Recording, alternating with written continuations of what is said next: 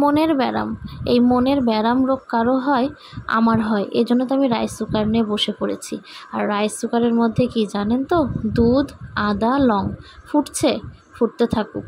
কিন্তু ফুটাচ্ছি কেন রাইস কুকারে, এই যে চাও দিয়ে দিলাম।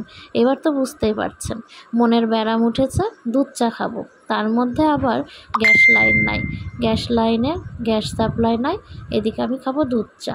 তাই বলে কি বসে থাকবো? মোটেও না। নিয়ে নিলাম রাইস কুকার, চা, দুধ, লং, আদা দিয়ে দিলাম, ফুটছে, ফুটুক। মনে ভাবলাম যে চাটা না হলে কেমন কি হবে। বিশ্বাস করেন চাটা এত সুন্দর হয়েছিল, যেমন রং তেমন টেস্ট। রাইস কুকারেও আসলে আমি অন্যান্য রান্না করেছি এর আগে, চা কখনো করিনি। যাই হোক, চা করার অভিজ্ঞতাটা তো আমি নিয়েই নিলাম। আপনারাও কি এরকম কোনো অভিজ্ঞতা করেছেন? যেটা অবশ্যই আমার কমেন্ট বক্সে শেয়ার করবেন। আমি কিন্তু শোনার জন্য অধীর আগ্রহে বসে আছি।